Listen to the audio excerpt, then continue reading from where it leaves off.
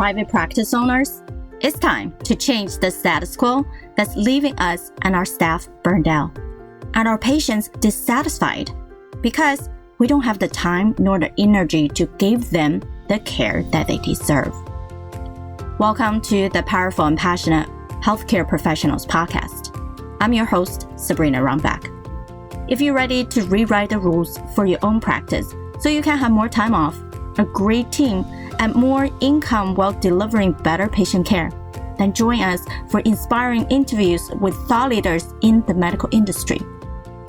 Each week, we discuss improvements to operational efficiency, reducing provider burnout, increasing access to meet patient expectations, and introducing the next generations of healthcare innovation. This is your defining moment to be a disruptor in healthcare. Many healthcare providers are not being paid for their worth. So how do we deal with it? Some of us might have ignored it because we don't want it to be confrontational. Others might have voiced up but didn't get what they deserve. Some might even be too afraid of change or move outside of their comfort zone to begin with. Regardless, our situation has become the norm of what the quote-unquote standard is, and employers think that we have just settled with it. Today, Fedna Moorency shares with us how she stood up to her self-worth. She walked away from a permanent placement that didn't consider her true value and decided to become a traveling PA who has been successful for the past 5 years. Where did she get the courage? Let's find out in this episode. Fedna is joining us, and what we're talking about is in healthcare, so many of us know we might have a stable location that feels secure, whether it's your own practice that you're running, you belong to a hospital or organization, but some of us also wanted to test the water of how do we do travel work? The whole world of locum getting paid can be substantially higher, but yet, how do we get to that point? So Fedna has been a physician associate since 2014, and she is also certified as a nutritional coach with a NASM. And prior to that, she was being certified leading trainings, personal trainer, and strengthening conditioning work for many years before she switched a career into our world of medicine. And she's passionate about promoting health and fitness, particularly in Black women community. And she's also passionate about teaching women to level up where they came from and then really go into the career, the passion, and they deserve to be valued, deserve to be paid for their value. And that's what we're talking about today is what does that mean in the world of locum and how do you ask for the price that honor your true value? So Fedna, thanks for being here. Thank you for having me. I know there's so much on your world, and you've been in locum for how many years? 5+, right? Yeah, this is year 5. Awesome. How did you get into it? Oh, it wasn't something intentional, but when I did get into it, I realized the value of it, how I can maximize my time and maximize my pay as well. I got into it in 2018. In 2017, the practice I worked for, they basically gave everybody a 60-day notice. It was a joint venture, a very small practice, and they gave everybody a 60-day notice. And we know as PAs, it takes more than 60 days to find something that you truly love and that you want to be part of. And during the interview process for permanent placement, I'm going to say, or permanent positions, I just wasn't finding anything that I can see myself growing. I can see myself saying, oh, this is an organization that I wanted to be part of. Matter of fact, I do remember one interview, and I will never forget this. It was me and 5 other persons in management. And I remember they asked me, how much did I get paid at my last position? I didn't understand why that was relevant to this interview or this particular position that I'm interviewing for. So I said to them, The important thing is I have a number in mind because I know my worth. And I got up from that table. I was so happy. I didn't have anything lined up. But the fact that I understood and I knew my worth, it was just liberating. Like I didn't have anything. I didn't have a job. But guess what? I'm not going to let anybody take advantage of me and everything that I work hard for. As PAs, I'm sure that you guys know, I graduated in 2014. And I remember reading an article that says that women get paid $10,000 less than men. And then I believe last year, 2021 in March, there was an article from JAPA that reflects the same thing. It's still, I believe that particular article was $11,000 that women are getting paid less than men. And here we are, 2022. Has anything really changed? What is going on with the wage gap, the gender wage gap? So when I found locums, I realized, wow, there's a need somewhere besides where I was. And not only was there a need, but they were willing to pay me for my worth.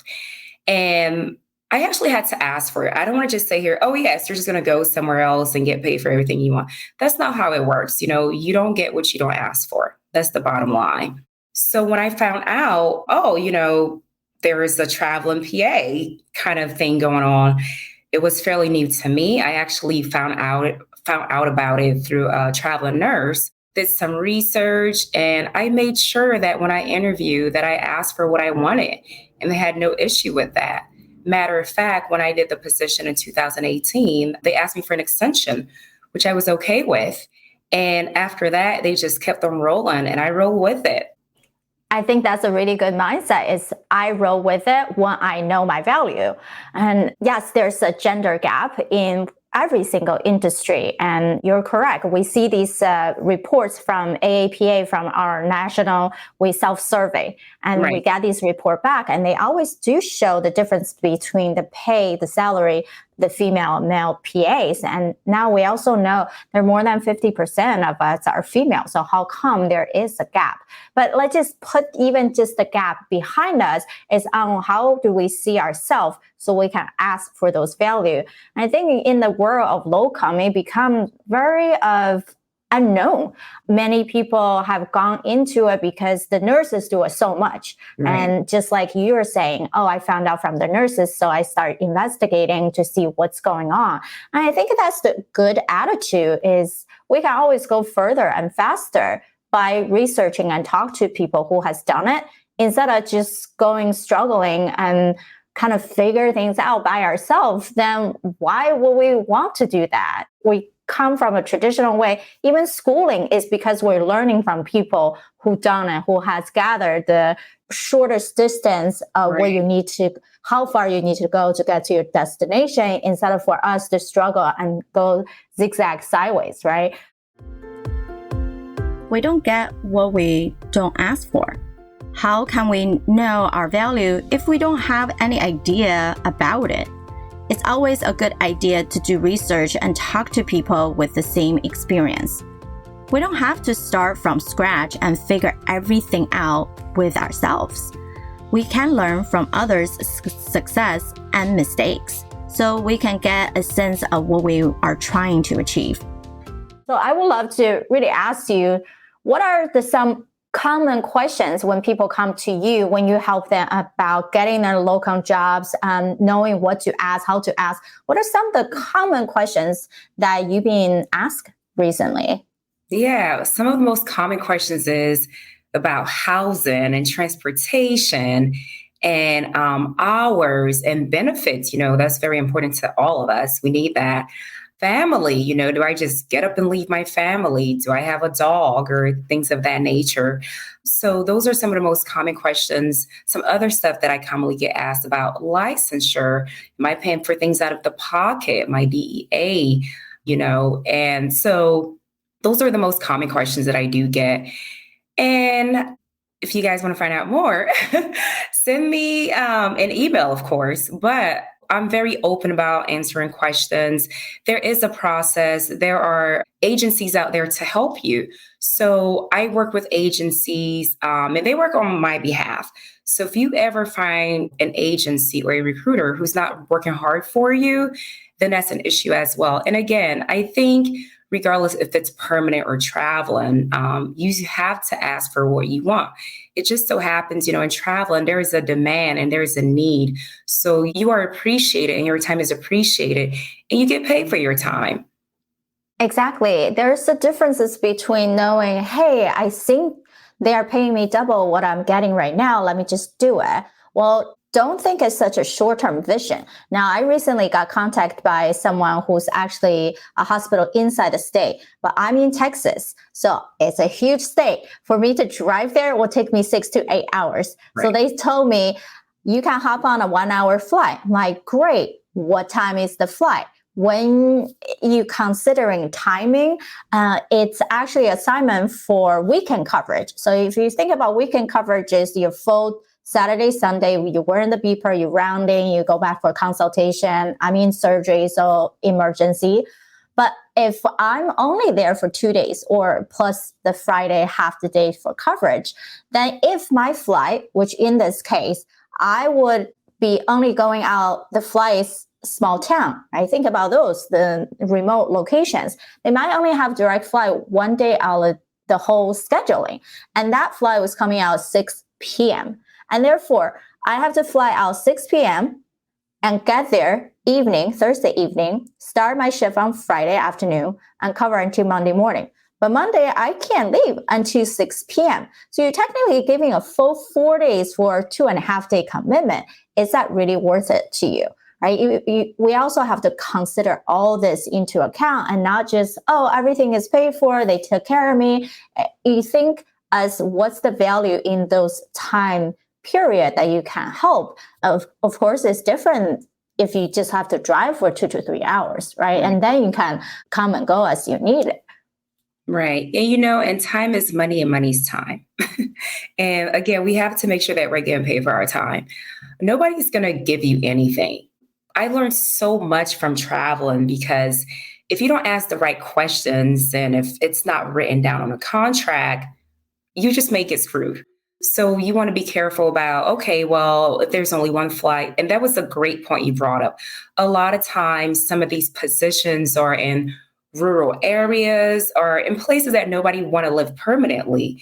And sometimes they have small airports and may take you 2 flights to get there if a flight get canceled. So you want to make sure that when you are scheduling, when you can start the position, you want to give yourself enough time because a lot of times they'll ask you to come in one day before you start, which I don't think it's fair and I don't think it's right. So yes, you have to consider everything, the contract, the time, the money, the overtime. We know as PAs, a lot of times we're just salaried. And if you work overtime, it's not accounted for. Exactly. And we are seen as the exempt employees. So everything got lumped together. And I see a difference in when you do travel, you go to these sites. Now, of course, their existing team are still salary based, whether they have the call, extra pay, whatnot, they might not. So it's also for your mindset have to be okay to say, yes, I might be making more than the existing team, but I'm just simply here to help, right? And money and how much we generate should not stop us performing and should not make us feel bad about that you're currently generating more for yourself and for your value. And most of the time, they ask you to be hired to help them out because you're significant experience, because so many of these teams have less experienced people, or the experienced ones happen to be on vacation, or they also need to take day off, right? Absolutely, right. So those are great points. I sell myself based on my skills and what I'm able to do. I can do just be in the clinic or be in the OR. You have to understand what you're going in there for. You have to understand that you are going to fulfill a need, and you need to make sure that you're okay with that. Understand how many patients you be seeing, per day. Do you have help? Do you have a scribe? Do you have an RN who work with you? Every place is different. I've worked in the Midwest, East Coast, West Coast, and they're all different. So you just need to make sure that you have the skills that they acquire. Make sure that, that your malpractice is covered as well. Those are things to ask. And then you want to make sure that you keep a copy of all these things, every place you've been to. And consider the fact that, is this a license after you're finished? Do you plan on going back to that state? And you can always discuss that with the agencies. A lot of them are generous. And again, at the end of the day, medicine is a business. I know we don't like to talk about it, but we put in a lot of work, and it needs to be talked about, because we're billing, we're covering the overhead, and we just need to make sure that we get paid, compensated fairly. Exactly. And if you think about a business, whether you're a contractor taking 1099 or W-2, there should be a differential when you're looking at these places. And then also don't get tricked for someone who's offers W-2 to say, oh, that's why we're giving you lower. It should still have a proportional difference with the tax taking out and whatever benefit you can get from these practices. And as we all know, everything's negotiable. Whether you're in a permanent position or in a locum position, you can negotiate everything that you want to. But first, just like Fedna is saying, you need to be clear what you can offer, what do you want, what are you willing to give, how far you're willing to travel, and what's the amount of time you're willing to give. And are you okay with being super busy, right, as a typical private practice? Now, if your version of not get burned out is just to work that 7 day on, 7 day off, great. Or you're only willing to work really busy for that 1 week or 1 weekend, that's still okay. Don't let anybody else to tell you that's not possible. Right. One of the things that I do enjoy is that having like that third party or the middle person, you get to tell them exactly what you want and how you want it, and they go and advocate for you to the client. So there's no like back and forth. It's like, this is what I want, the end, and we're either going to do it or not. And I think, it's good to have that attitude, whether you're speaking directly with who you will be working for, or if there's an in-between person. It's good practice, but it also allows you to see, wow, I can advocate for myself the same way that somebody else is doing. And you also get to see too, like, okay, well, I put my foot down. I have these terms and standards, and they said yes to it. And if you can do that with traveling, you can do that anywhere else. And then, something else I forgot to mention as well. One of the other most common questions is, how long are my assignments? And they typically range from, they typically start out with 3 months. What I found out is that most places I went to typically need an extension. So, and I will know that maybe about 30 days, if it's a short term, I'll know about 30 days before they need an extension. If it's like a 6-month term, I may know about 3 months before they need an extension. So that's something important to keep in mind too. So yes, I have time in between assignments, which I appreciate. I have noticed that in the past few years, I don't have the same complaints as my peers. And I realized, wow, sometimes I work 8 months out the year and 9 months out the year, and I have a lot of free time to spend with my family or do what I want to do and focus on my businesses. So that's the other good thing about locums. Like, you get work and life balance. It's like, okay, so I make the same amount or more in a traveling gig than I would with a permanent gig. And I have my mental health and I have my time. And for me, it's very important to have time, because you can buy anything you want to, but time goes on, life goes on, and time is something you will never get back. Correct. That's so crucial that with many people I work with, it's about how do we become more efficient while we have all the other things we want to do for our career or for ourselves. And it all come down to, Sabrina, if only I had more time or energy. Well, we all have the same amount of time and energy. Well, that's debatable for the energy part, but it's really on how do you focus on yourself. Right? What kind of decision you're making that's actually costing your time versus producing your time.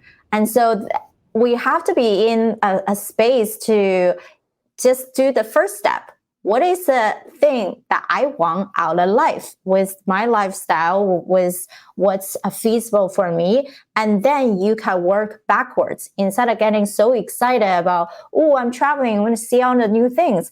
But if you're just going in and out, right, rushing it, you also feel tired. But if you plan it out to give yourself the days off after these intensive few days, then yes, you're creating more balance and harmony into your life. Everything, again, go back to how do you negotiate with other people for your value, and how do you really negotiate with yourself for that you honor your self-worth.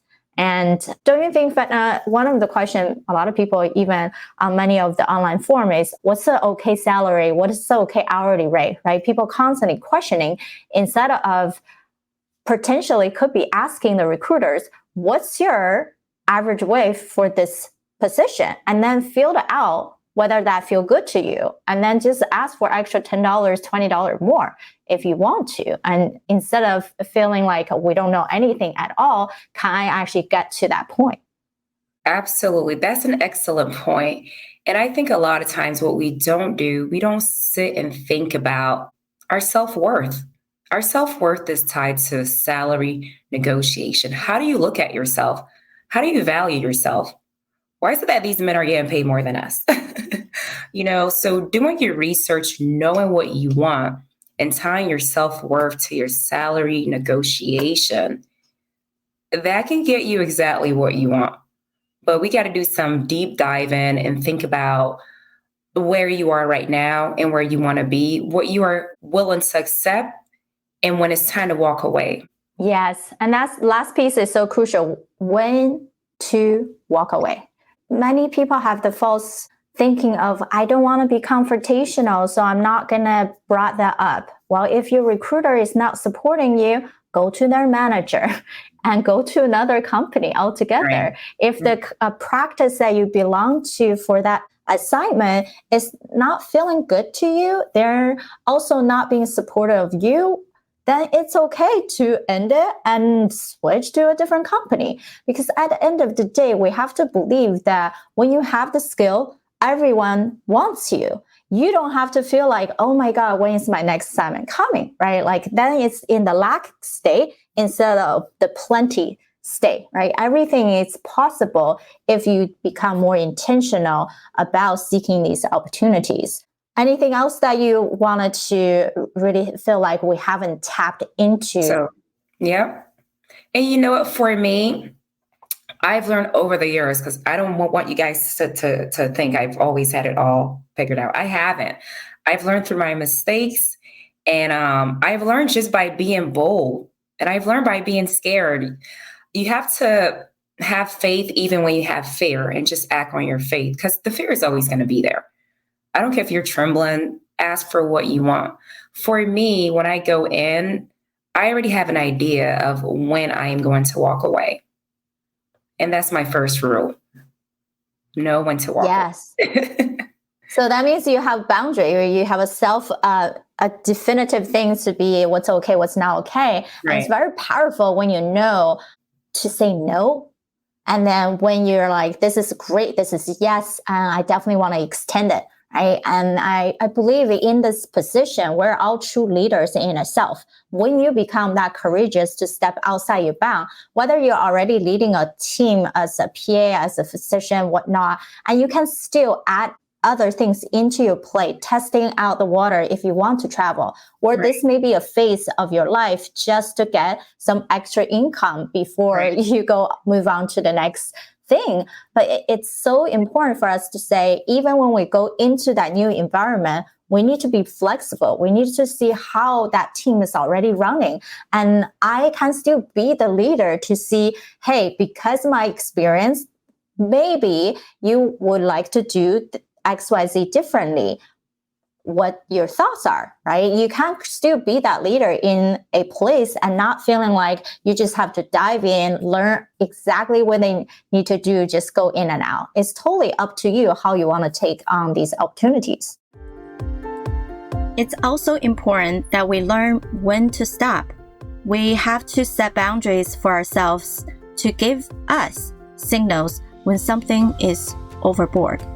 Don't be afraid to say no because people will take advantage of us if we always say yes. If we don't place a limit, there's a huge chance that we'll spend more time than what we have signed up for. Absolutely. Once you know what's expected of you, you're right. How are you going to go in there? How do you get along with people? Because that may be a problem. I think traveling, based on where you go, you may have to work with a lot of people or you may have to work with not so many people. Like I'm in orthopedic surgery. I work with several different people and surgeons. So just knowing how to get along with people and remain in character, have your purpose, have your passion. And that's one of the things that I love about traveling. I get to do what I love, which is medicine, and my other love is travel. And I get to combine those two and still have my time. My time is very important to me. And you can have it all. And you can create it for yourself. So it's all about creating balance. And I found my balance through being a traveling PA. And the one thing that I am happy about is that there are now more opportunities for PAs, which a lot of people didn't know about it before, but now it's more popular, it's out there. And I think it's definitely a way for the younger generation of PAs, or not even, people who's been in the profession for a long time too. It's easier to do it before you start a family or once all the kids just leave the house, right? So those are the best times to do it. I always tell people, but yes. And I found, again, what I love to do through locums, and I can help you find it as well. Don't let anyone take advantage of you and anything that you have worked hard for. Remember that you have spent time, knowledge, resources in the position that you have currently built. Believe that you have the right skills and tools to serve the community that you have been placed. Many employers would water you and your capability down because no profit out of it. However, if you make it clear what you can offer and you understand how you can help them, then you can always negotiate your price. Exactly. And it's tough for us to say, hey, I got everything, I have everything, and everything can be gelled together. And that's okay because we're just human beings and we start to take one step at a time to morph our life into the way that we want to. And that's why I ask our speakers to take a quick holistic life assessment where I typically have 100 questions with my private clients. I pull out 10 of them with my speakers and loved for you guys to really think about where you are in the realm of things. So Fedna, when you saw your result of the life wheel, anything that popped into your mind? Let me think. I believe the one where about I really can't remember, but I want to say the one that looked more satisfying was, I think it was like my career. Like I know exactly where I want to be in my career and I am exactly where I want it to be. It's similar. I am right there. And some things that I believe that I need to work on was, what was the one? Spirituality. I just need to stay focused on that really. And these things are always dynamic. Our goals are dynamic. Our jobs, things are always changing. Just like when I started locums, it was never my intention to do it for this long. It was my intention to just do it for a few months and then go back to my permanent job. But, I learned the business and I saw how it can kind of help me just do what I love, to travel and have my time. And that's when I ran with it, because I wasn't finding what I wanted. So I look where I'm at now and how being a traveling PA has brought me there. And I'm very excited about it. And I'm excited to see where it takes me in the future. Who knows? Yeah, I'm excited for you. I'm excited for all the PAs out there who are tapping into the world of locum to explore, to see what the possibilities are. I know people are going to want to have a lot more questions for you to answer. How could they find you? Yeah, you can find me on my Instagram at travelinpa_C. You can also email me. I'm not sure if we're able to share it here in a chat. Okay, but it's fed.atc.pa@gmail.com. It's probably better to DM me on my Instagram though. We'll have that in the show notes below. I hope you liked today's episode. You're listening to me right now. Odds are you are frustrated by how healthcare practices are running today. I'm with you. I'm looking to change the conversation that we're having in the healthcare industry. It starts with me and it starts with you. I want to connect with you and get to know your struggles and success as a healthcare leader. Visit sabrinarumback.com/connect, where you can send me a direct message. If you, like me, prefer speaking, then you can record a voice note on the page. Additionally, I can get you an exclusive invitation to one of my monthly collaboration think tanks that are limited to 30 healthcare disruptors who can accelerate your results. Now, open your browser, come to sabrinarumback.com/connect, and let's continue the conversation.